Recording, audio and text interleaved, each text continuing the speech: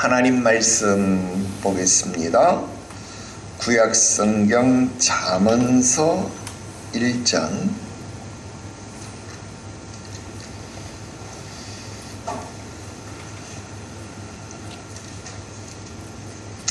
잠언서 1장 7절부터 10절까지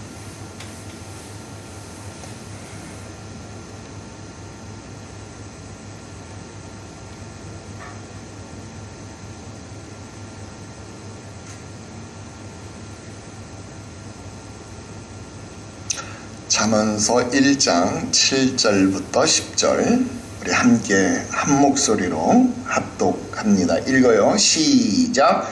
여호와를 경외하는 것이 지식의 근본이거늘 미련한 자는 지혜와 훈계를 멸시하느니라. 내 아들아, 내 아비의 훈계를 들으며 내 어미의 법을 떠나지 말라. 이는 내 머리에 아름다운 관이요 내 목에 금사슬이니라. 내 아들아, 악한 자라 너를 괴일지라도 따르지 말라. 아멘. 할렐루야. 오늘 계속해서 철로역정 강독해설 76번째 시간이 되겠습니다. 오늘 여러분 교재의 챕터 48장에 기록된 복음적 두려움, 오늘 이 내용을 우리가 함께 강독하게 됩니다. 먼저 우리 교재의 내용을 함께 같이 읽고 중요한 내용을 체크하도록 하겠습니다. 우리 먼저 교재의 내용 같이 읽도록 하겠습니다. 내가 꿈속에서 보니 그들은 앞서 걸어가고 있었으며 무지는 몸을 흔들며 따라오고 있었다. 그때 크리스천이 자신의 동무에게 말했다. 저 불쌍한 사람 때문에 제 마음이 아픕니다. 틀림없이 그는 마지막에 비참하게 될 것입니다. 저런 그와 같은 영적 상태에 있는 자들이 우리 마을에는 많습니다. 집집마다 거리마다 있었고 순례자들 가운데도 있습니다. 우리 가운데에도 그렇게 많은데 그가 태어난 곳에는 얼마나 많은 사람이 있을지 생각해 보세요. 하나님의 말씀은 이렇게 말합니다. 그들의 눈을 멀게 하시고 그들의 마음을 완고하게 하셨으니 이는 그들로 하여금 눈으로 보고 마음으로 깨닫고 돌이켜내게 고침을 받지 못하게 하려 함이라 하였음이더라. 당신은 저런 사람을 어떻게 생각하십니까?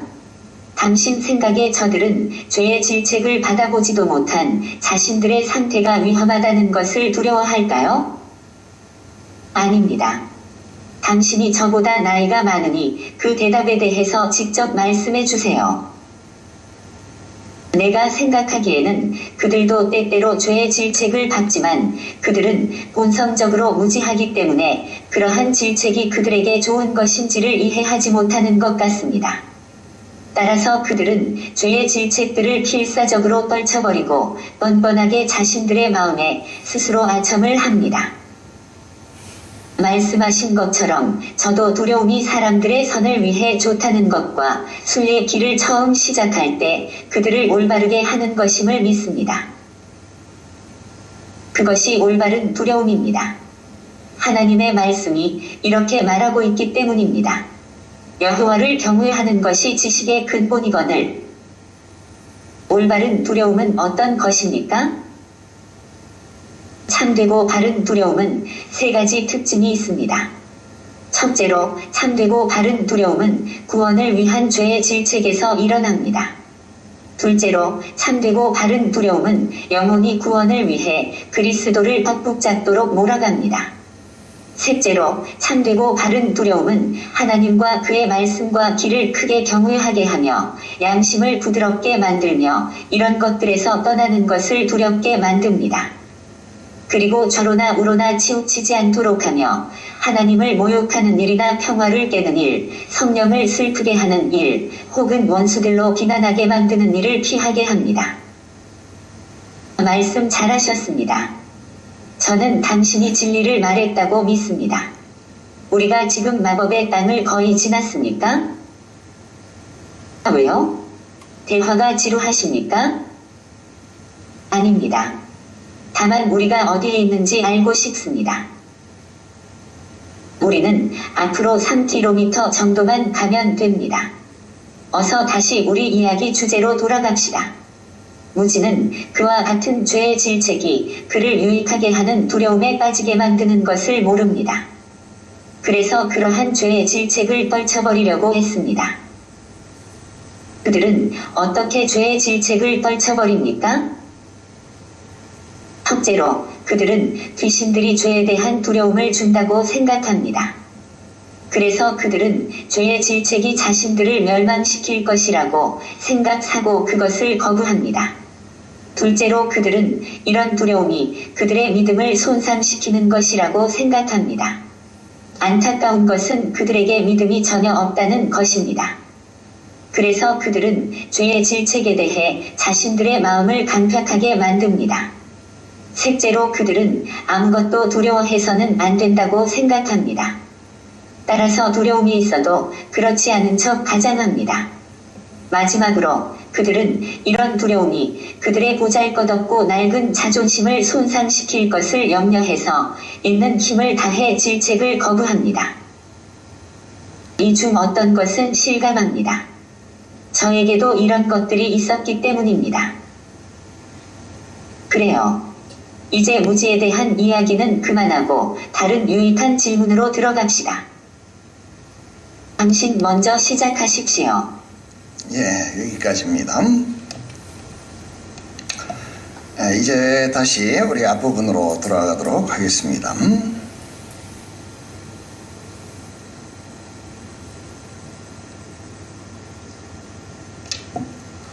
자, 우리 첫 번째, 저 불쌍한 사람 때문에 제 마음이 아픕니다. 틀림없이 그는 마지막에 비참하게 될 것입니다. 이 부분에 밑줄을 그읍시다. 우리 예전 아주 오래된 복음성가 가운데 그런 복음성가 있습니다. 세상 사람 날 부러워 아니하여도 나도 역시 세상 사람 부럽지 않아. 하나님의 크신 은혜 생각할 때에 할렐루야 찬송이 저절로 나네. 예, 이런 복음성가가 있습니다.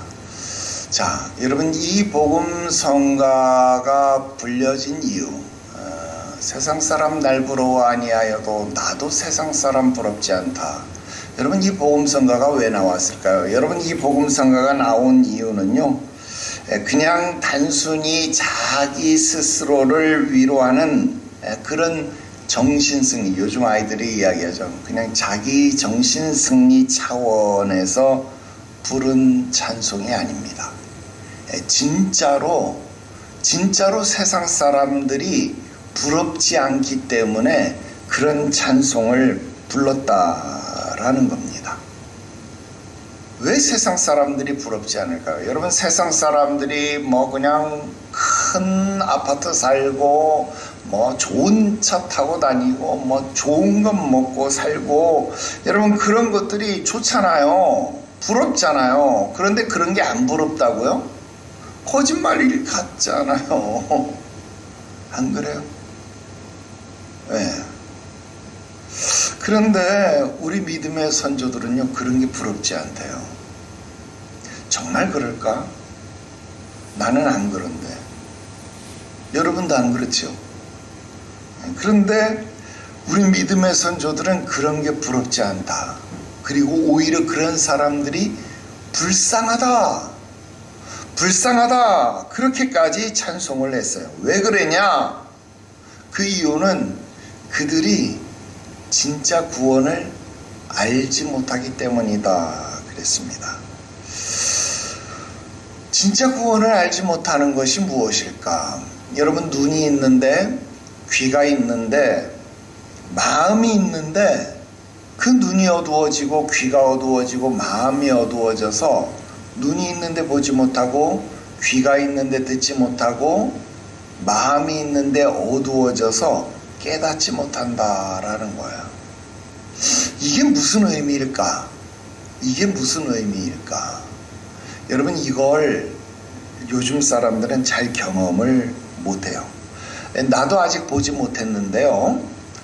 그런데 많은 사람들이 이걸 보고 많은 사람들이 이걸 알아요. 여러분, 일본 애니메이션 중에 센과 치히로의 행방불명 이런 애니메이션 본 적 있어요?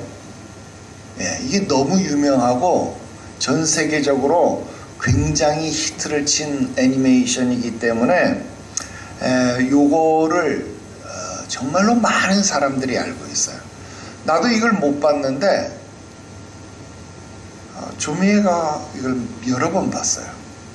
그리고 집사람도 한두 번 본 것 같고, 나는 이걸 그냥 화장실 가다 오다 이렇게 자꾸 보는 거를 옆에서 눈 흘기면서 이렇게 몇 번 이렇게 지나가면서 본 것 같아요. 근데 난 아직 그걸 한 번도 본 적이 없어요. 근데 자꾸 여러 사람들이 이야기를 하니까 내가 이렇게 검색을 좀 했어요. 검색을 해서 이렇게 보니까 그 대충 내용이 뭐냐 그랬더니 엄마 아빠가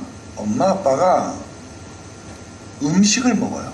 어떤 음식을 먹는데 그 음식을 먹으면 돼지로 변해요. 맞아요?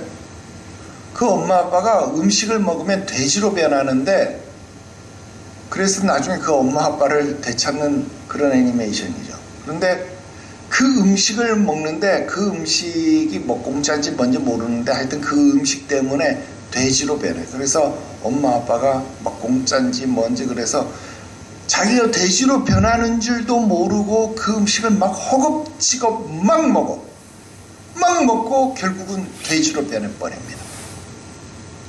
그 꼬마 아이만 사람이고 부모님은 다 돼지가 되어버린 거예요. 눈이 있어도 귀가 있어도 마음이 있어도 깨닫지 못하는 거예요. 그걸 먹으면 돼지가 된다는 것을 깨닫지 못하는 거예요. 지금 이 아이는 그 상황이 너무나도 안타깝죠. 너무나도 불쌍하죠. 너무나도 괴로운 거죠. 딱 그 심정인 거예요. 저 불쌍한 사람 때문에 지금 크리스천은 마음이 아픈 거죠. 여러분, 우리가 한 집에 살고 나와 관계가 있는 사람들인데, 내 가족들인데, 내 친구들인데 그 사람이 구원받지 못하는 상황인 것을 내가 알게 된다면 내가 마음이 안 아플까요? 당연히 마음이 아프죠.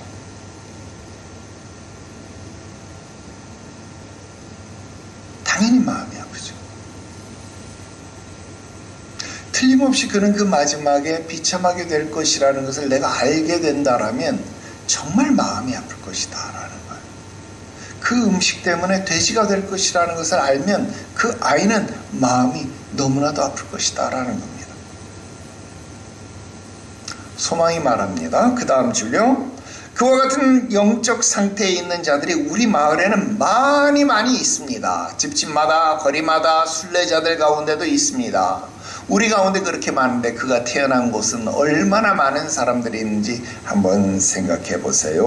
그랬습니다.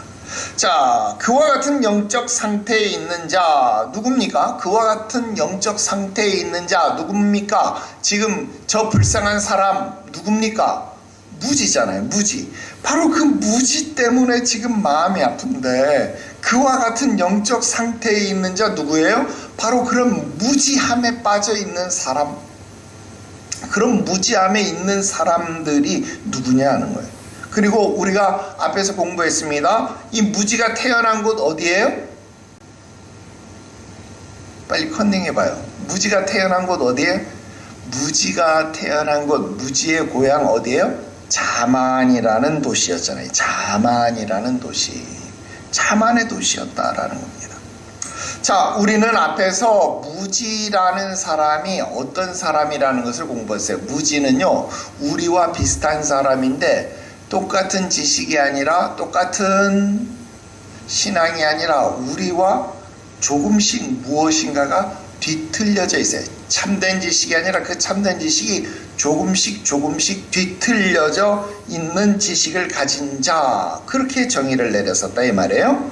자, 그러면 오늘날 바른 신학을 가지지 못하고 조금씩 뒤틀린 지식을 가지고 있는 그리스도인들이 우리들 주변에도 너무나도 많이 있다 하는 거예요.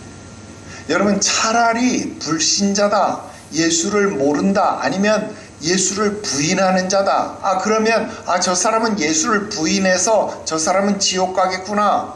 그렇다면 차라리 덜 억울해. 왜? 예수를 안 믿으니까. 근데 저 사람은 예수를 알아. 예수를 믿어. 그런데 예수를 제대로 믿지 않고 뒤틀려서 조금씩 무엇인가 부족하게 틀리게 믿어서 결국은 그 어리석은 지식으로, 무지한 지식으로 말미암아 지옥 가게 된다라고 한다면 여러분, 그건 너무나도 억울하지 않아요?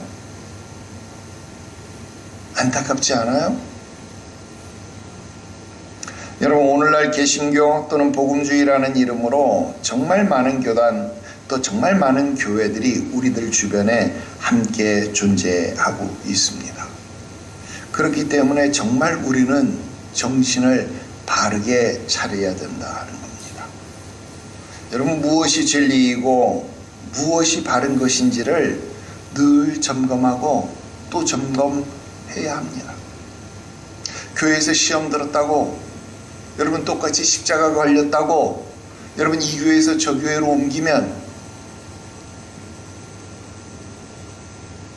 내 신앙이 바르게 자랄 수 있는 것인가? 정말 확신합니까? 여러분, 조금의 차이가 뭐가 대수냐? 우리 합동, 축도 있을지어다. 통합 측 축원하옵나이다. 축원하옵나이다가 조금 더 겸손한 것 아니냐? 축도가 그렇게 조금 다른데 그게 무슨 대수냐? 오히려 여기가 더 겸손하고 좋네. 합동은 성찬식 때만 가운 입고, 통합은 매주일 가운 입고, 여기가 더 경건해 보이네. 이게 무슨 차이냐? 아무 차이도 아니네. 정말 아무 차이 아닙니까?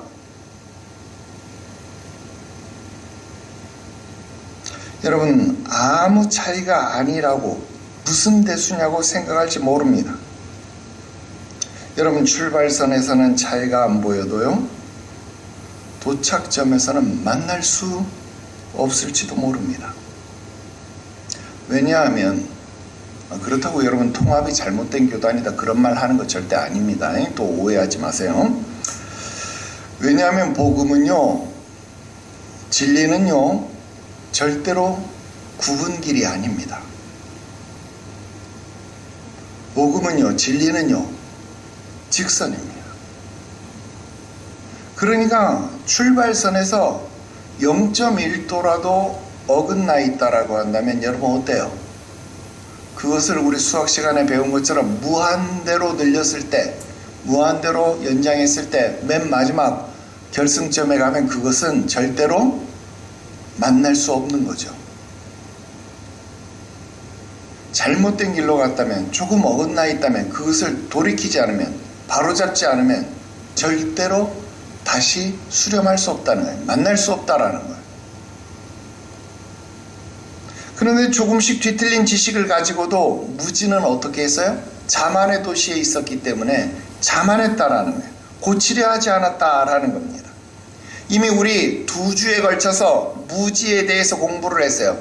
2가지가 잘못되어 있었습니다. 첫 번째 뭐예요? 원죄를 부정하는 것. 원죄를 부정했다는 거예요. 즉 전적인 타락을 인정하지 않았다는 거예요. 지금 내가 통합이다, 합동이다 이런 게 잘못되더니 여러분, 전적인 타락을 부정하는 교단들이 있습니다. 우리 인간이 그래도 조금은 의로운 부분이 있지 않느냐, 이런 교단들이 있습니다. 우리 인간이 하나님 앞에 조금은 응답해야 되지 않느냐, 이렇게 말하는 교단들이 있습니다. 하나님 앞에 조금 협력해야 되지 않느냐, 주께서 부르실 때 응답해야 되지 않느냐, 그래야 손바닥도 마주쳐야 소리가 나니까 하나님이 구원하시겠다고 손을 내밀었을 때 그 손을 붙잡아야 구원을 받을 수 있는 것 아니냐?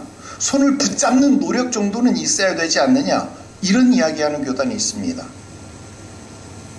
그래서 전적인 타락을 이야기하잖아요. 부분적인 타락을 이야기해요. 그러면요, 예수 그리스도의 구세주 되심이 필요가 없습니다. 예수 공로가 아니라 내가 예수 그리스도를 붙잡는 나의 의지, 나의 공로가 거기에 들어가게 돼요. 그게 잘못된 믿음이라는 겁니다.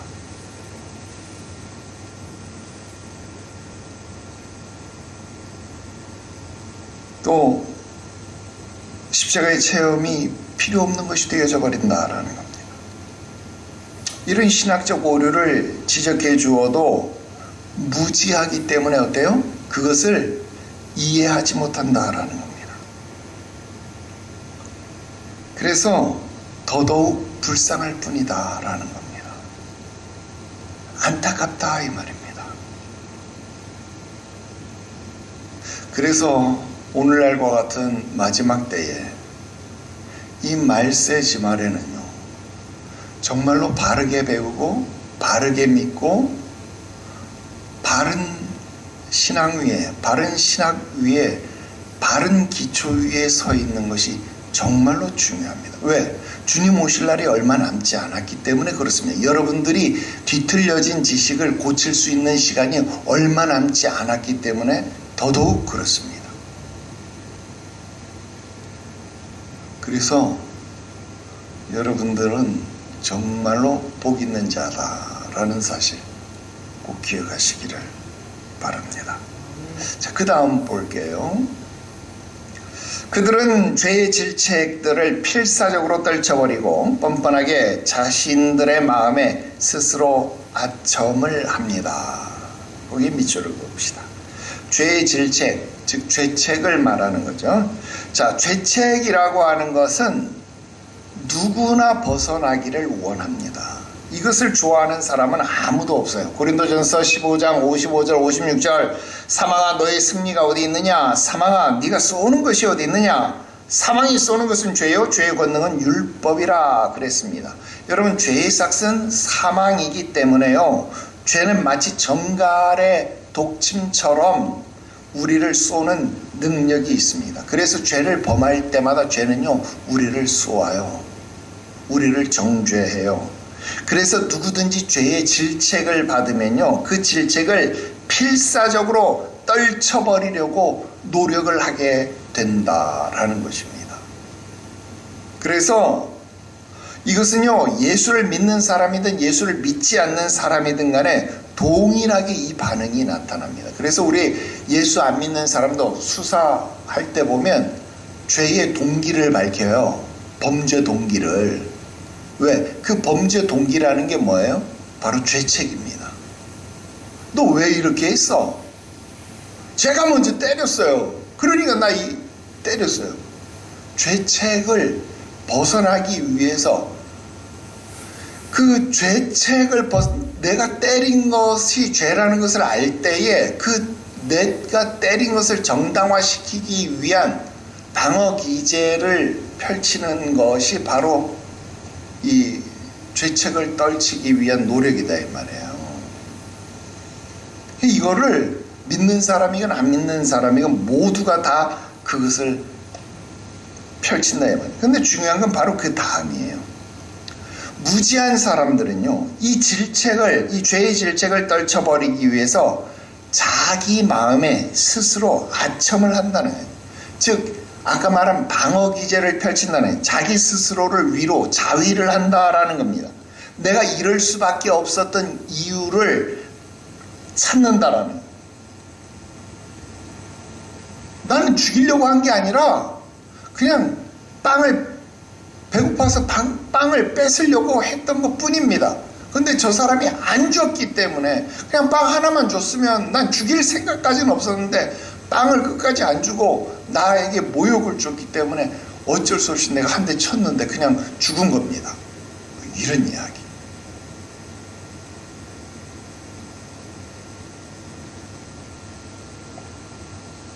그러면서 나보다 더 악한 사람을 찾으며 또 저들도 살았으니 더 악한 사람도 살아있으니 나는 괜찮을 것이다. 그런 막연한 기대와 막연한 소망을 자기 앞에 주면서 자기를 아첨하면서 자기를 위로한다는 거예요. 나보다 세상이 더 악한 사람들이 얼마나 많은데 왜 나만 갖고 그래? 이러면서 자기들 마음에 스스로 아첨한다는 겁니다. 그러나 반면에 지금 그 밑줄 안 그었습니다만 소망씨가 말하는 것처럼 성령이 그 마음에 유효하게 역사하셔서 죄를 깨닫게 하셨을 때요, 초신자였을 때 여러분 이러한 죄책이 마귀가 주는 것으로 생각을 해가지고요, 그것을 인간적으로 상쇄하려고 하기도 하고 또 자기 스스로의 자긍심으로 이런 것들을 없애려고 노력하기도 한다는 거예요. 왜? 초신자니까 아직 잘 몰라요. 이걸 하나님이 나의 이런 죄책으로 인해서 말할 수 없는 성령의 탄식으로 말미암아서 다가오는 것인 줄을 모를 수 있다 이 말입니다.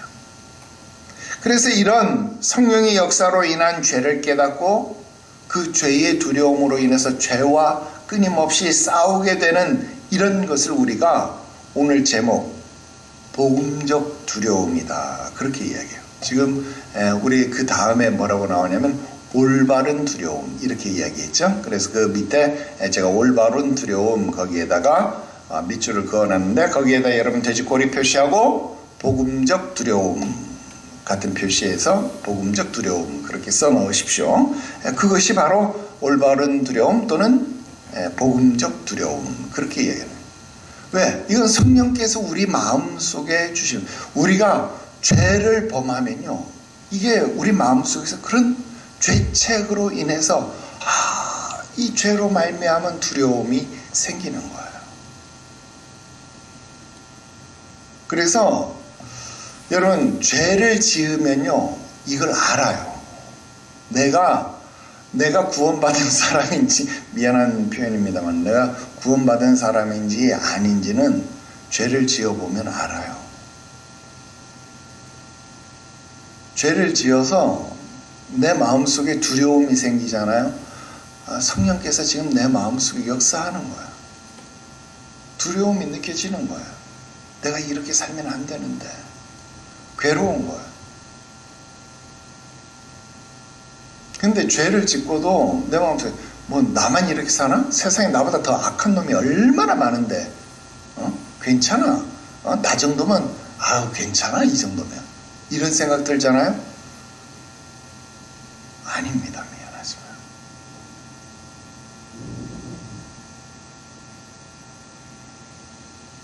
자, 그 다음 긴 내용입니다만 우리 크리스천이 말한 참되고 바른 두려움의 세 가지 특징이 있습니다. 우리 첫 번째, 두 번째, 세 번째 쭉 끝까지 밑줄을 그어 보겠습니다.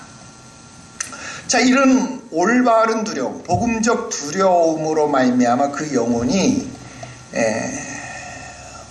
이런 복음적 두려움을 가지게 되었을 때, 올바른 두려움을 가지게 되었을 때 어떤 일들이 일어나게 되는가? 그 두려움 때문에 결국 무엇을 하게 되나요? 아까 무지와 같은 사람, 그러니까 그 마음에 구원이 임하지 않은 성령의 유효한 부르심이 있지 아니한 사람은요 스스로 그 죄책을 덜기 위한 노력으로 자기 위안을 찾잖아요. 그러다 보니까 그리스도를 찾는 것이 아니라 세상에 나보다 더 악한 사람을 찾고 나는 그것보다 나아, 나는 그 사람들보다 나아, 그래서 나는 그들보다 도덕적 우월감을 갖고 있기 때문에 나는 괜찮아 이런 생각을 가져요. 그러니까 나는 괜찮지, 아유 지옥 가도 나는 저 사람보다는 더 나은 곳에 있을 거니까 괜찮아 이런 생각을 가져요. 그런데 복음적 두려움을 가진 사람, 올바른 두려움을 가진 사람은요 어떤 죄를 지었든 그것이 큰 죄든 작은 죄든 죄를 지은 것 때문에 괴롭습니다.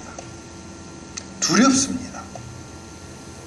그래서 그 죄 때문에 우리가 처음 이 크리스천이 멸망의 도시에서 자기 등 뒤에 짊어져 있는 이 죄짐 때문에 괴롭고 두려워서 견딜 수 없었던 것처럼, 이 죄짐의 문제를 해결하지 않고서는 한시도 견딜 수 없었던 것처럼, 그 죄짐의 문제를 해결하기 위해서 그리스도에게로 나아가게 만든다라는 것입니다.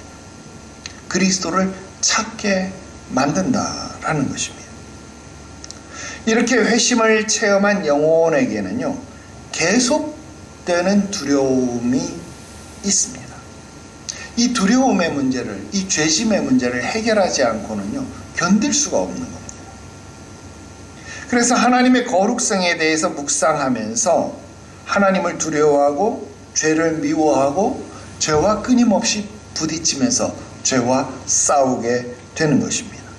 그래서 결국 이런 복음적 두려움은 죄를 피하게, 죄와 대적하게 만든다라는 것입니다. 한편으로 죄에 대해서 자신만만한 것이 아니라 영적 주의를 기울이게 돼요. 왜? 이 작은 죄든 큰 죄든 이 죄로 인해서 그 고통, 그 괴로움을 알기 때문에 영적인 주의를 기울인다는, 너무 괴롭다는 거예요. 너무 괴로워. 그래서 이것에 더 주의를 기울이면서 죄의 유혹에 지지 않도록, 그것에 빠지지 않도록 노력하게 된다라는 겁니다. 만약에 내가 이 죄에 대해서 자신만만하고 내가 이 죄를 내가 컨트롤할 수 있다라는 생각을 갖는다라고 한다면 이미 그것에 나는 진 거죠. 나는 이미 그것에 진 것입니다. 그래서 복음적 두려움은요, 하나님의 말씀과 하나님을 경외하게 하고 양심을 부드럽게 유지하게 해서 좌로나 우로나 치우치지 않게 합니다. 그리고 하나님을 욕되게 하는 일이나 평화를 깨뜨리는 것, 또 성령님을 슬프게 하는 일들을 피하게 만든다라는 것입니다. 자, 그 다음 내려가 볼게요. 자, 제가 중간에 아닙니다. 다만 우리가 어디에 있는지 알고 싶습니다. 여기에만 지금 밑줄을 그었습니다. 근데 사실은 그 앞부분부터 봐야 돼요. 자, 우리가 지금 마법의 땅을 거의 지났습니까? 왜요? 대화가 지루합니까? 아닙니다. 다만 우리가 지금 어디에 있는지를 알고 싶습니다. 우리는 앞으로 3km 정도만 가면 됩니다. 지금 이 부분을 다 밑줄을 긋고 싶었는데 이게 사실 다 그을 수가 없어서 이 중간 부분 아닙니다. 다만 우리가 어디에 있는지를 알고 싶습니다. 지금 이 부분에만 밑줄을 그었거든요. 자, 지금 존 버년이 지금 이 부분을 왜 여기다 썼는가 하는 거예요. 여러분, 요거를 우리가 생각해 봐야 됩니다. 자, 우리가 그냥 일상생활 속에서 우리가 대화 나누다가 권사님 지금 몇 시쯤 됐어요? 이렇게 물어볼 수 있죠. 우리가 그냥 대화 나누는 중에 그냥 지금 몇 시쯤 됐어요 권사님? 이러면 왜? 밥하러 가야 돼요? 또는 왜? 시간 너무 늦었어요? 이런 대화는 얼마든지 가능한 대화예요. 얼마든지 가능한 대화예요. 그런데 자, 지금 이 대화 속에서 요 내용은 나올 만한 대화가 아니에요. 왜? 이건 말 그대로 책이잖아요. 소설이잖아요. 그죠? 기독교 문학이잖아요. 문학 속에서 이런 대화를 안 넣어도 되는 건데 이걸 넣을 필요가 없는데 굳이 안 넣어도 되는데 이 부분을 지금 존 버년이 일부러 넣었다 이 말이에요. 이 부분을 왜 넣었을까? 이 장치를 왜 넣었을까 하는 것을 생각해 봐야 되겠다 하는 거예요. 자, 필요 없는 장치가 들어갔다. 우리 성경 공부할 때도 했지만 이 장치를 넣었으면 작가가 의도한 의도가 있을 거 아니에요. 그죠? 의도하는 의도를 파악해야만 하는 것이 공부하는 사람의 입장이잖아요. 자, 그러면 작가가 일부러 이 장치를 여기다 심어놨다? 그러면 우리는 그 심어놓은 의도를 파악해야 되겠다 하는 겁니다. 자, 보세요.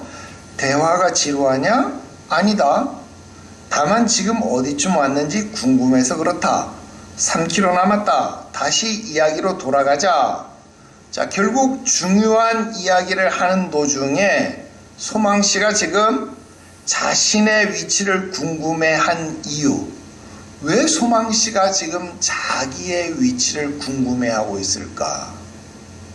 왜 소망씨가 자기의 위치를 궁금해하고 있을까? 요 이유를 파악해야 된다 하는 겁니다. 자, 이게 굉장히 중요합니다. 자, 우리가 신앙생활 하면서 우리가 거듭났어요. 성령으로 충만했습니다. 믿음도 좋습니다. 자, 소망씨가 그런 것처럼, 소망씨가 지금까지 그렇게 왔잖아요. 믿음도 좋잖아요. 거듭났잖아요. 십자가 체험도 분명히 했잖아요. 잘 오고 있잖아요. 이제 조금 전, 이제 우리 이 철로역정 다 왔어요. 다음 시간 하나만 더 하고 나면 이제 천국에 도착해요. 그러면 이제 바로 천국 문 앞인데, 말 그대로 3km만 더 가면 천국인데, 이제 다 왔는데, 다 도착했는데 지금 소망씨가 내가 어디쯤 왔나? 갑자기 궁금하다 하는 겁니다. 거듭났음에도 불구하고 주님의 계명, 주님의 명령에 비추어 볼 때 도무지 끝까지 이것을 내가 지킬 수 있을까? 내가 끝까지 이 순례 여정을 다 마칠 수 있을까? 그런 두려움이 우리를 엄습해 올 수 있다 하는 겁니다. 지금 존 버년이 그것을 우리에게 가르쳐주고 보여주고 싶은 겁니다. 여러분 안 그러신가요? 여러분 구원받았잖아요. 여러분 믿음의 길을, 신앙의 길을 지금 잘 가고 있잖아요. 그런데 여러분도 힘들잖아요. 어렵잖아요. 잘 가고 있는 것 같은데 내가 진짜 지금 잘 가고 있을까? 그런 의심 든 적 없어요? 그런 의심이 들어요. 여러분은 지금 이 자리를 끝까지 잘 지킬 자신 있습니까? 여러분, 이 자리가 무성한 수풀인 줄 알았는데 열매 없고 꽃이 없는 그런 가지들을 다 베어내고 나무 밑둥만 남겨놓았습니다. 과연 여기에서 다시 나는 꽃을 피우고 열매를 맺게 할 수 있을까요? 여러분 염려되지 않으십니까? 근심이 되지 않으십니까? 여러분 끝까지 이 자리를 지킬 자신이 있습니까? 보세요. 환경이 하나도 변한 거 없잖아요. 똑같은 나무 아닙니까? 그때도 꽃이 없고 지금도 꽃이 없어요. 그때도 열매가 없었고 지금도 열매가 없습니다. 그런데 세월만 지났다고 꽃이 피겠느냐? 열매가 생기겠느냐? 여러분, 사망은 아까도 말한 것처럼 끊임없이 그 독침으로 우리를 쏘아댄다라는 겁니다. 죄는 끊임없이 우리를 쏘아댄다라는 것입니다. 그러니까 불현듯 불안하고 초조하고 괴롭다라는 겁니다. 그러니까 소망씨처럼 믿음이 좋은 사람도 내가 과연 지금 어디쯤 왔는지, 내가 지금 잘 가고 있는지 궁금할 수 있다라는 겁니다. 이게 지금 우리가 느끼는 복음적 두려움입니다.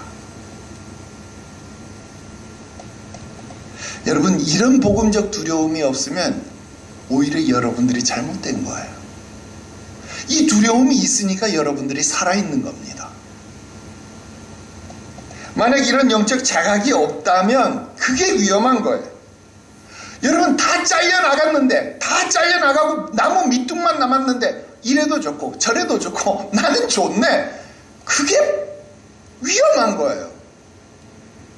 다 잘려나가고 남은 밑둥만 남았으니까 불안해야죠. 초조해야죠. 근심해야죠. 자신의 능력과 뿌리를 보면 나는 그대로인데 이제는 가지도 없고 아무것도 없는데 내가 여기서 다시 순을 내고 여기서 다시 가지를 뻗쳐서 여기서 꽃을 피운다고? 여기서 열매를 낸다고? 내가? 여러분, 이런 질문을 해야 마땅하다라는 겁니다. 그래서 내 능력의 한계, 무능을 보면서 내가 이 순례의 길을 마지막까지 갈 수 있을 것인가에 대한 두려움을 가져야 마땅하다라는 겁니다. 여러분, 이런 복음의 두려움에 몰려 있어야만 나를 신뢰하지 않고 주님을 의지하는 겁니다. 바로 존 버년이 지금 그것을 우리에게 보여주는 겁니다. 그래서 지금 내가 마법의 땅을 거의 지나갔습니까? 그렇게 묻는 겁니다.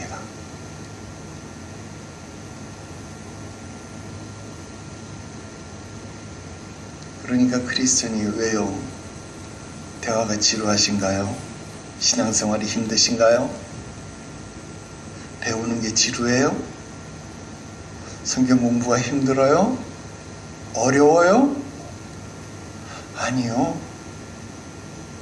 다만 내가 지금 잘 가고 있는지 그게 궁금할 뿐입니다. 잘 가고 있어요. 오늘 설교처럼 당신은 온전해요.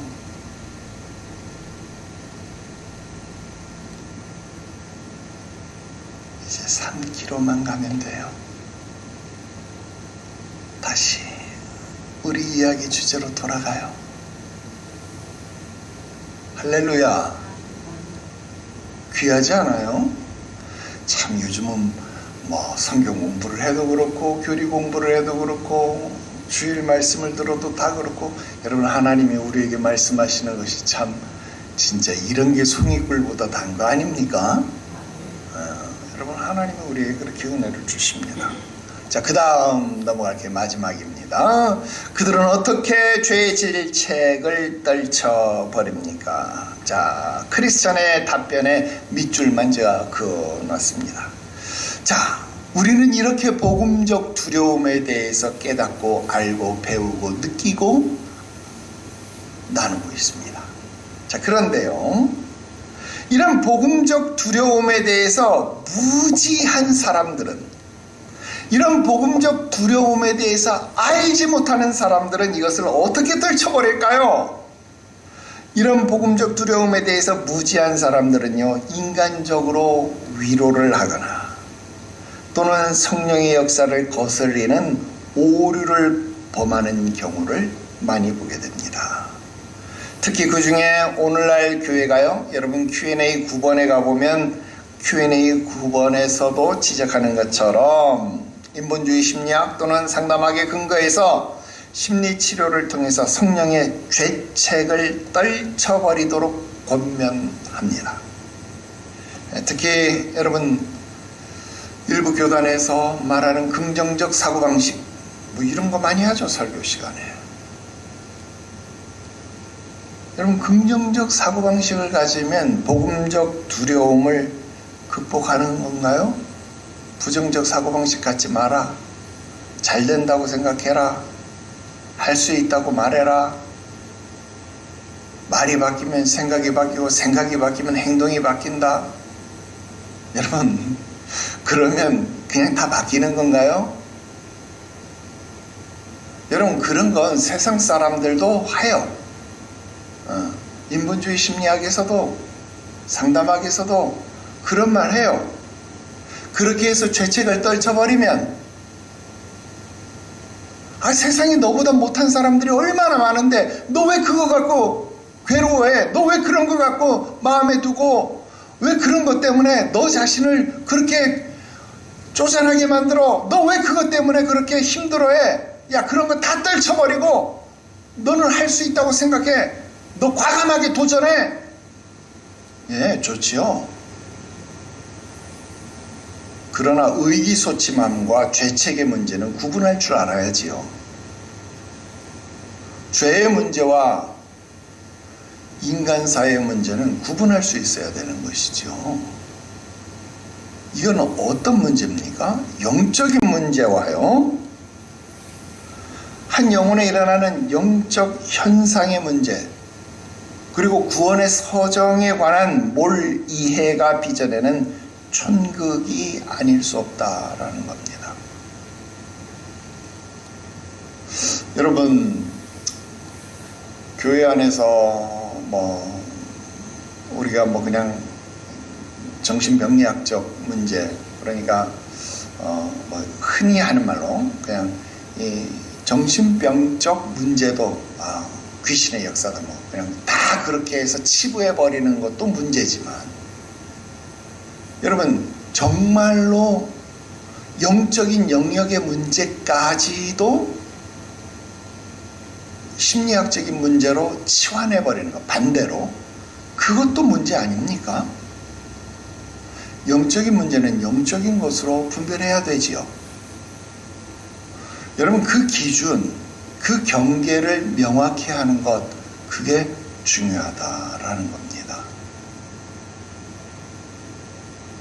그래서 정말로 전문가가 필요한 거예요. 약은 약사에게, 진료는 의사에게 하는 것처럼, 여러분 영적 경험이 참 중요한 것이고, 또 그런 훈련을 전문적으로 받은 목회자에게 묻고 배우고, 여러분 그렇게 해야죠. 여러분 지금 인사청문회를 받는 모 의원이 정말 기가 막힌 일들이 너무 많더군요.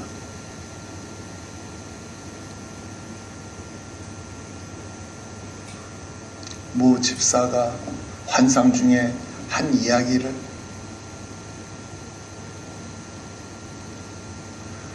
그런 걸 비망국에 적어놨다가, 여러분 그게 지금 다 까발려지고, 여러분 그게 지금 얼마나 지금 큰 하나님의 영광을 가리고 있습니까? 그리고 그런 정치인이 와서 상담했다고, 그런 정치인에게 당신 잘하면 통이 될 수 있다. 그 통이 뭐냐? 대통령이 될 수 있다고. 당신 잘하면 대통령이 될 수 있다고. 그 나오는 A 목사라고. 아니 인턴 직원에게 갑질하는 그런 의원 보고 대통령 될 수 있다고 상담해주는 그런 목사는 또 어떤 목사입니까 도대체? 나 이런 얘기 설교 시간에 하고 싶지도 않은데, 좀 이런 것이 다 결국은 뭐예요?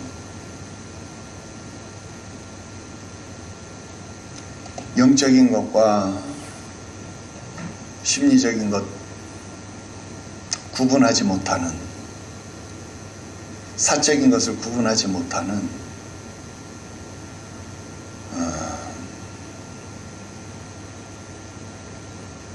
여러분 그래서 안 됩니다.